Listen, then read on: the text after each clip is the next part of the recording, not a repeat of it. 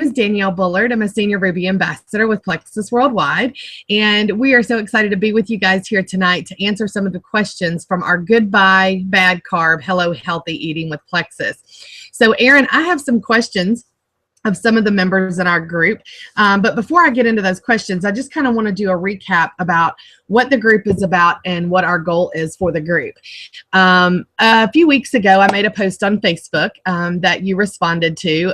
I was in desperate measures of trying to get my weight gain under control for when I quit smoking almost 2 years ago.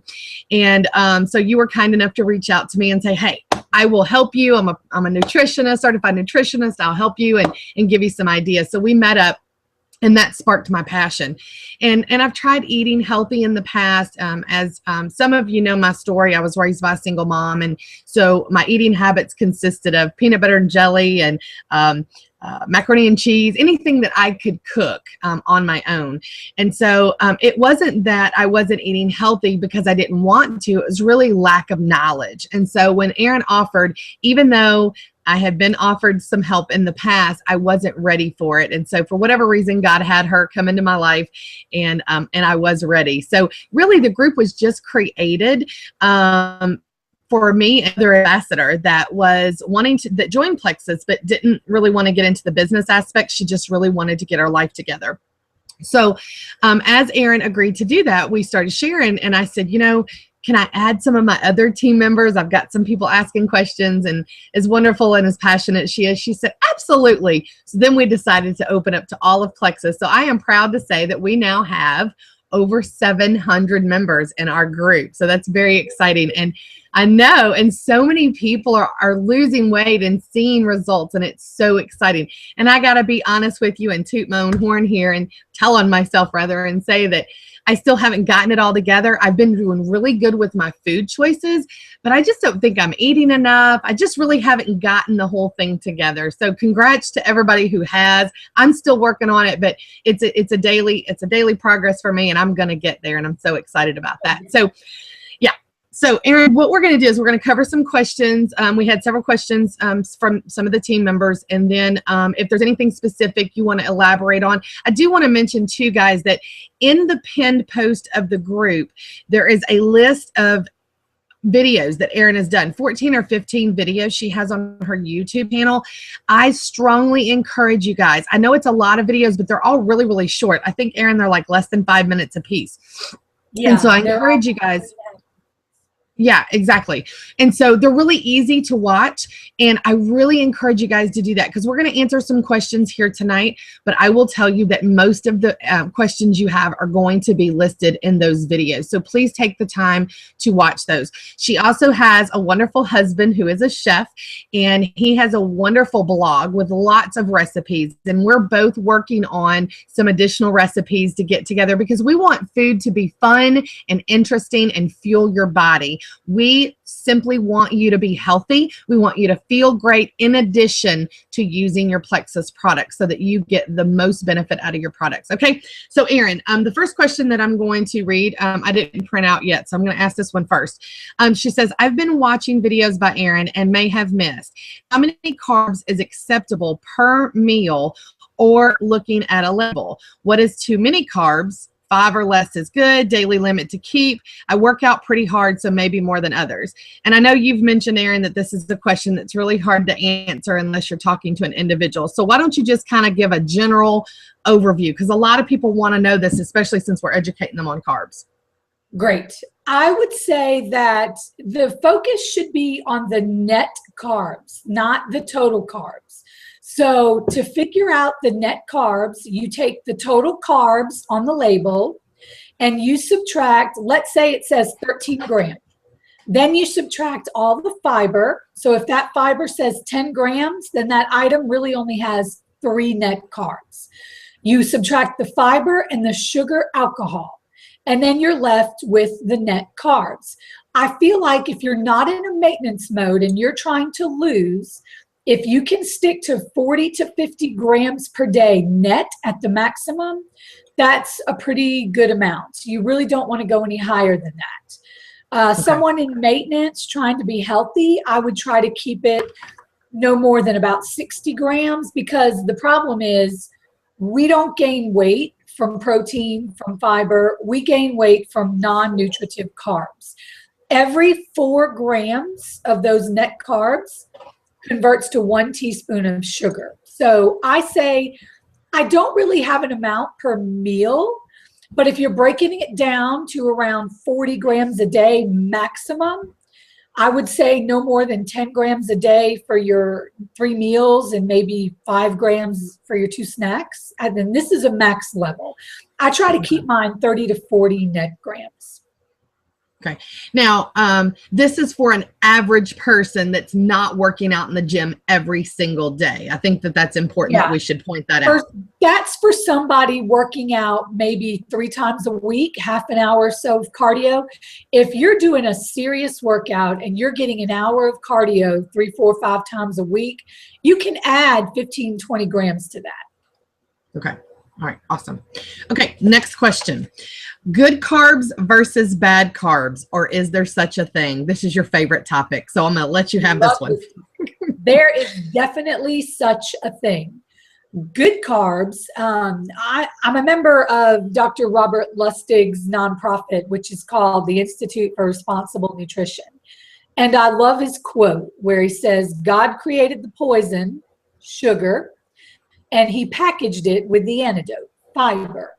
So a good carb is a carb that comes with a lot of fiber. What does that mean? That means your good carbs are the carbs in fruits, vegetables, and the low carb, high fiber breads that are in our bread video. What's a bad carb? Sugar, cakes, pasta, rice, white potatoes. If you're not in a maintenance mode, oats, oatmeal. Quinoa is one of the highest carb foods in the world. Yes, those are natural. You can have them in moderation if you're in maintenance, but if you're really trying to lose 40, 50 pounds or more, you do not need to be eating oats and quinoa. The bad carbs are your sugar carbs and your non-nutritive carbs that have no fiber, no vitamins, honey, agave nectar, turbinado sugar, any of the 56 types of sugar. Sugar is sugar is sugar. Cereal, horrible carb. Bread of any type. What am I leaving out, Danielle? You said rice, potatoes, breads. Let's talk about sweet potatoes because, that is a vegetable. So what is your take on sweet potatoes? A sweet potato in moderation. I might eat a sweet potato once a month. What do? I don't eat it sweet. I put some butter and some Greek yogurt or sour cream, just like you would a white potato.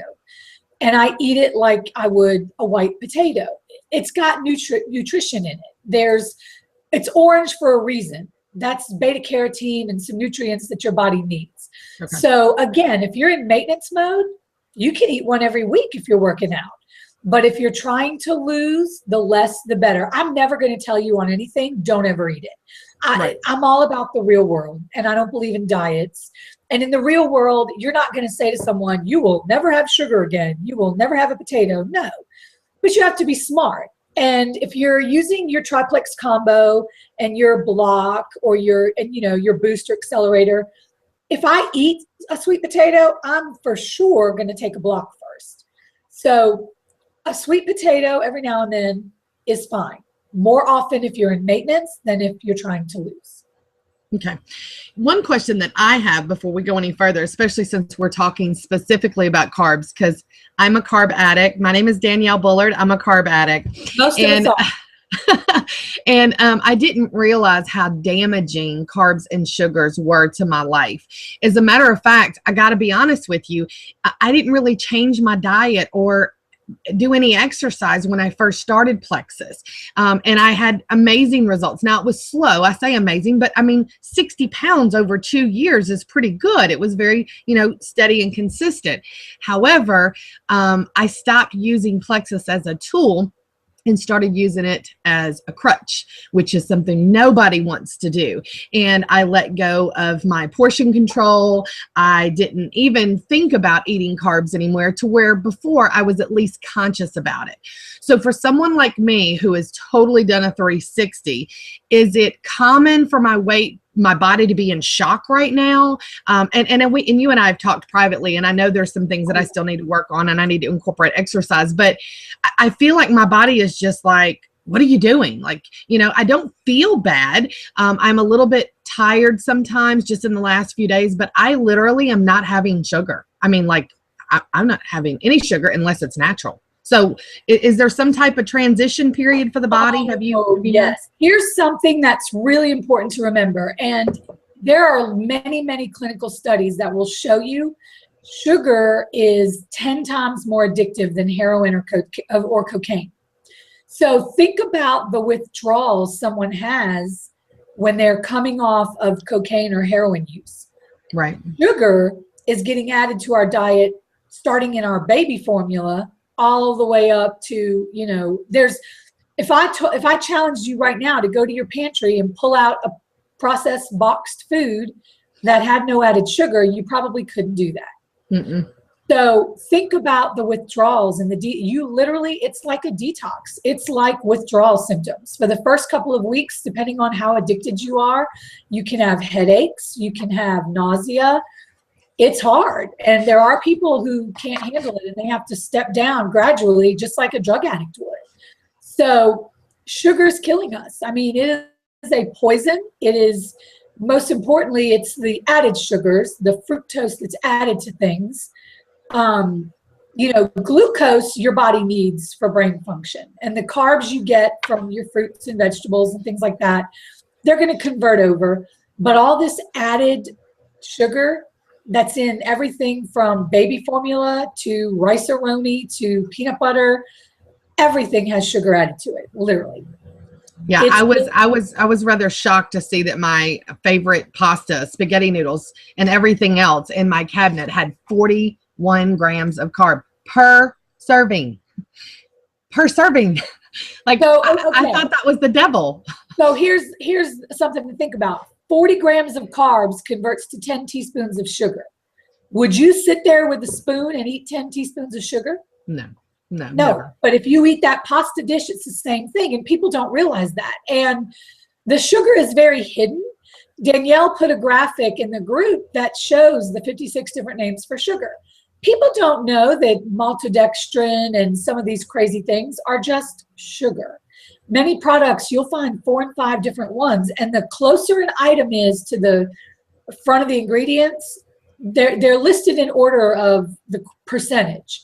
So the first ingredient on a package is what's the most, and it goes down from there. So if you've got a little bit of sugar at the very end of your ingredient list and it says maybe 1 or 2 grams, that's not something to worry about as much as if your ingredients are water, sugar, high fructose corn syrup, dextrose, you're like, oh my gosh, that's 3 sugars right there. It's Right. So just to reiterate and confirm to everybody that is watching this video, we are not saying you will never eat sugar again. We are trying to educate especially our ambassadors, so that our ambassadors can educate their customers on what really is hindering their weight loss or destroying their health is the added sugars.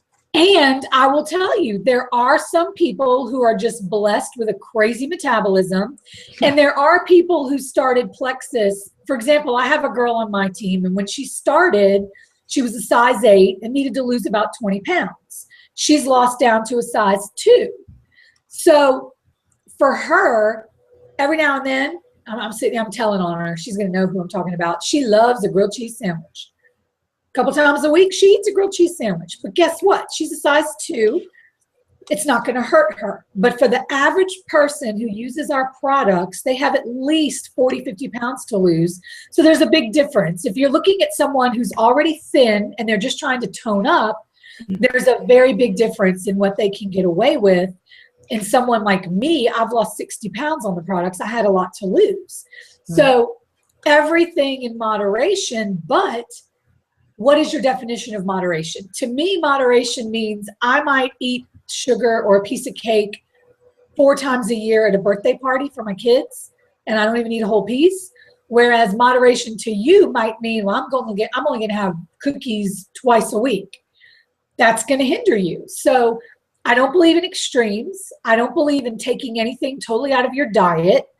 But prior to World War II, the majority of our sugar consumption came from fruits and vegetables, and we were consuming on average about 15 grams a day.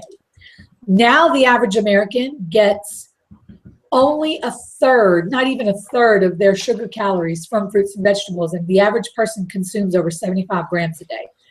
That's why you've seen such an increase in the last 30 years in obesity, type 2 diabetes, fibromyalgia, cancers, because sugar, glucose, feeds every cell in your body. It feeds the good cells and the bad cells. So a lot of cancer centers are incorporating nutritional programs that highly limit sugar intake, and it's really making a difference in the cancer growth. A lot of research in that field going on right now. Sugar is horrible. It is a poisonous toxin to our liver when consumed in mass quantities. So okay. I'm gonna get to other questions, but it sounds like, you know, the FDA, excuse me, not the FDA, but the food industry is just killing us. And that leads to my next question. What are good fats and how much should be consumed in a day for weight loss? That I know is another one of your passions, because they want to say fat-free this, fat-free that, and then they add all these sugars in, which is deceiving us, and which is why we started this group in the first place. So take it away. What are good fats and how much should be consumed in a day for weight loss? Okay, your good fats are going to be your non-trans fats. Now, a lot of food companies are eliminating trans fats. Trans fats you're mostly going to find in your baked goods and cookie products, and you shouldn't be having that anyway now. So hopefully you won't see a lot of trans fats. Saturated fats, which come from animal products and things like that, you want to consume in moderation. I'm not a huge fan of bacon, for example, because it's very high in saturated fat. So I tell people, if you can, do turkey bacon. A really good fat is olive oil. A really good fat is the fat in almonds, avocados, eggs, pretty much anything but lard. The fats that can congeal and crystallize like that, like, you know, the old Crisco in a can and all, that's not good. That's pure saturated fat. Your best fats are going to be in your nuts, your avocados, your olive oils, and things like that. So kind of be careful with the bacon and the super fatty. You don't really have a lot of beef that's real fatty. Ground beef, try to buy the 80-20 if you can, at least. So your non-saturated fats, you want to limit. Trans fats, you want to stay away from. Okay. What about, can you elaborate on pork? I know lean cuts of pork, like a pork loin, is okay. But I'm not really a bacon girl anyway. So you don't really even have to tell me to do turkey bacon, because I'm not that big of a bacon fan, but I do love me some sausage. Sausage is fine. Most sausage, I eat Conecuh sausage. I'll eat pork sausage, beef sausage. But here's the key. If you are eliminating the bad carbs, your body will metabolize and process that fat just fine without going overboard. Now, should you be eating sausage every day? Link sausage and patty sausage that's not turkey? No, I wouldn't do it every day. But 1 or 2 times a week is fine, as long as you are eliminating those carbs, because what happens to the carbs is you only burn what you can burn, and then the rest of it is converted to sugar and stored as fat. Right. So when you are eating the good carbs and eliminating the bad carbs, that fat a few times a week is not going to hurt you. I don't buy margarine. I use real butter. I use it in moderation. I primarily use olive oil. Olive oil is wonderful. In fact, we're having an event at an olive oil gourmet place in Enterprise, Alabama this weekend. I love olive oil. So you want to stay away from the trans fats and the saturated fats. Bacon, if you want to have 2-3 slices a couple times a week, I'm fine with that. Drain it real good. Don't cook with bacon grease, and you'll be fine. Pork is very healthy. Pork is wonderful. Okay. All right. Should you alternate cycle low carb, high carb days, or is that just a bodybuilding thing? And you know, the funny thing about this question is I just now read it. I made myself a note to ask you about shocking your body. I have heard in the past, and I'm not going to say it's information that was educated information, but I had heard that when you hit a plateau, you need to shock your body. Now, that would mean that if you're eating healthy throughout the week, that you would eat maybe higher carbs or bad foods to shock your body. So let's talk about that. No, no, no. That is a myth. That is a fad. I will even tell you, your body can only store and can only keep so much stuff without converting it to fat and storing it away. Just like they talk about, you know, all these runners who carb load the night before, that's because you're about to run a marathon. Now, if you're about to run a marathon, honey, you go have the biggest bowl of pasta you want to eat. Okay. But if you're not doing endurance events, no. The way I shock my body is I may change up my products a little bit. I may go ahead and get back on Boost for a couple of days or something like that.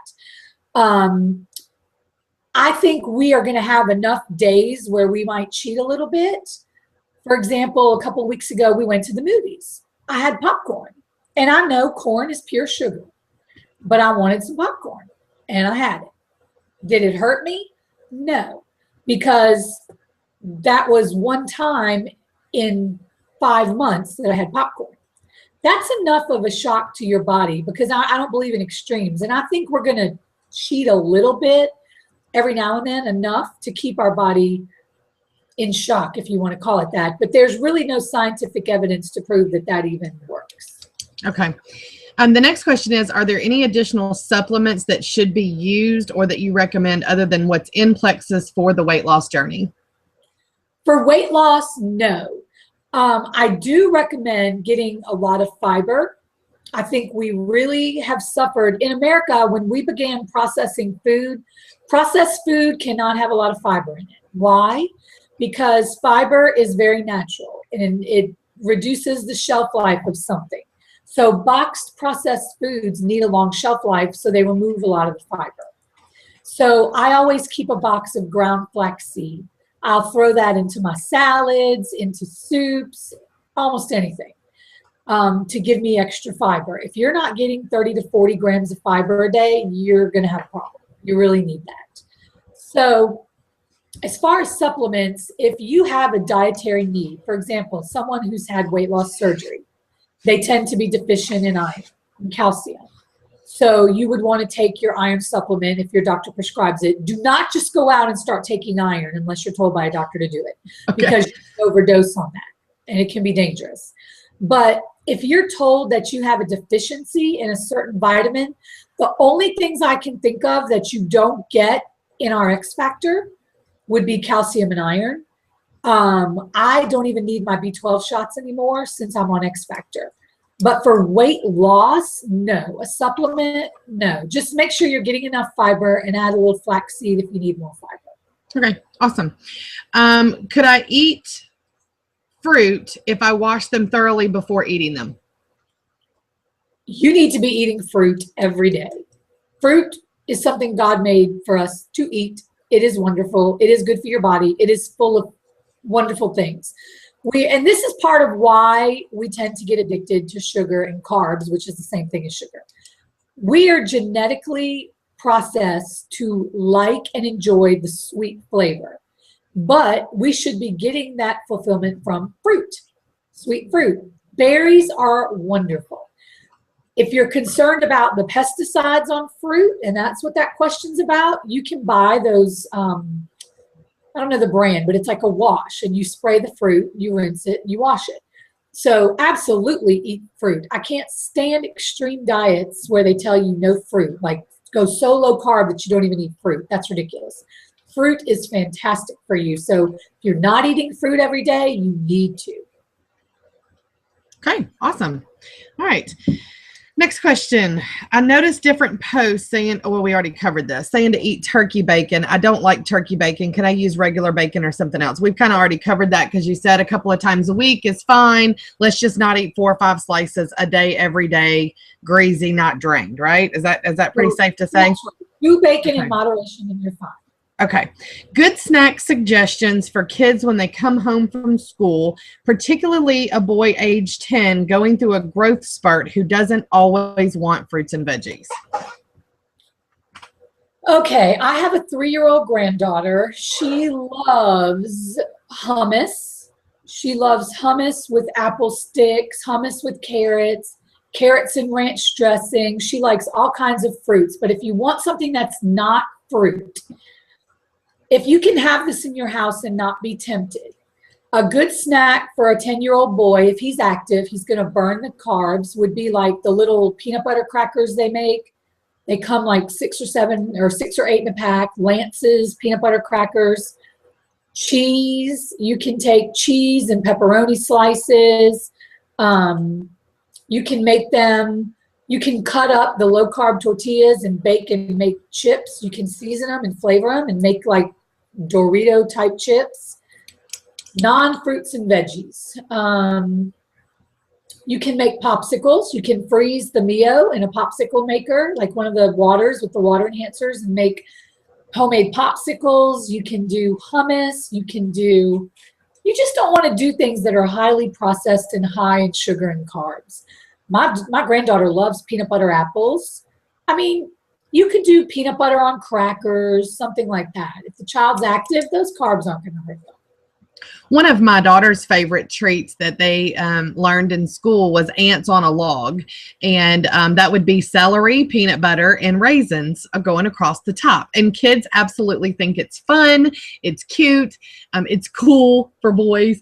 And you get in the peanut butter, you're getting the celery. And of course, like you said, for active children, the raisins wouldn't be that big of a deal, right? Not at all. That would be great. I don't recommend dried fruit for weight loss because you're getting the concentrated sugars. But for an active child, that's fine. Okay, awesome. So that's pretty much all the questions that I had other than, and we covered, well, actually, let's see. How much fiber should I be getting? You said 30 to 40 grams of fiber. And what is a great source of fiber? So do you want to just kind of just reiterate a couple of things of fiber, natural fibers, of course, that we can be eating? Absolutely. Almost every fruit and vegetable out there is going to have a lot of fiber in it. Fiber is not going to come from animal sources. It's going to come from plant sources, fruits and vegetables. And then my favorite sources of fiber are the low carb breads. The low carb pitas have 7 or 8 grams. The low carb tortillas, 10 grams. I don't remember exactly how many are in the lavash bread, but those are all good sources of fiber. Fiber One original cereal, a little bit of that in moderation. That's got a good bit of fiber in it. Because what happens is when you consume a carbohydrate with fiber, the fiber counteracts the effect that carbohydrate has on your bloodstream, and it's not going to make your blood sugar rise and fall so rapidly. And I would like to talk for just a minute about breakfast, because I think breakfast is really, really critical because it sets the tone for the rest of the day. Please eat a breakfast that is high in protein, fiber, and if you're going to have carbs, have some fruit. Have it with a protein and a fiber source. Have your fruit with a low-carb pita, with an egg, with some sausage, turkey bacon, whatever. Don't just eat fruit. Okay. So, man, this has been awesome. Like, even though this information is available in our group, I understand it gets lost and people are a little, especially the new people coming in, that it just really don't know where to start. So I think this is going to be a great starting video. And then of course you've got all the other ones broken down. Let's talk portion control, because I'll be the first to tell you that that's my issue right now. And so I'm doing much better with it. So let's talk about, number one, I know eating slower is better because it allows your brain and your stomach to connect. But some foods I've been told, oh, you can eat as much of that as you want. So let's talk a little bit about the full meter and when you should stop eating. And even so, if you don't mind, Erin, maybe later on you and I can get the servings. I need help with that. The serving amounts, like half cup, whatever you can have of certain items. And we'll upload that in the group for everybody. So that'll help me and everybody else. So let's talk about portion control and your full meter. Okay. Number one, there's no food that you can eat as much as you want of. except celery or lettuce. Celery actually takes more calories to burn it than that are in it. So if I know I'm really hungry and I need to get filled up, I make a big old salad and I put a ton of lettuce in it. Portion control is pretty simple. Your protein, your meat, you really should not do more than 4 ounces or about the size of your fist. That's a good portion size for your meat, for your protein. For your vegetables, it depends on how hungry you are. If you're going to have 2 vegetables at dinner, you can do a couple of cups, you know, a cup of each, something like that. You want to portion control your legumes. At one meal, you don't want more than 3/4 to a cup of legumes. They're going to be carbier. So understand that if you're eating beans, that's more carbs. So if you're not planning on incorporating exercise into your routine, you're going to want to limit your beans. And beans are so good for you. So I would say get a workout in 3 times a week and eat those beans. But I would stick to, if you're going to have 2 vegetables, do a cup of each. A salad, I don't really care how big your salad is because it's what you're putting in the salad on top of that lettuce that causes the issues. Right. If it's mostly vegetables, you're fine. But keep your protein to the size of a fist. Sounds good. Well, Erin, thank you. Try not to go back for seconds. Okay. Well, I've definitely eliminated that. I don't have that problem. My problem is that I think my stomach is really smaller than I even realize it is. And so I think, well, you know, my stomach says it's full or I feel content, but then I'm like, well, wait a minute. I really don't even have that much on my plate. And so I continue eating. So again, I'm honest. That's my struggles. I'm working through them and I'm so excited to have you, Erin, and this group to help hold me accountable because I know that the victory is mine. I am going to overcome this addiction and I'm excited to have so many people on board with me that understand and identify with my struggles. So Erin, thank you so much and say hi to Ben for us. Thank you for your time tonight. And I will definitely get this link loaded into our group for anybody who couldn't join us tonight. So thanks again and good night, Erin. Bye. See you guys later.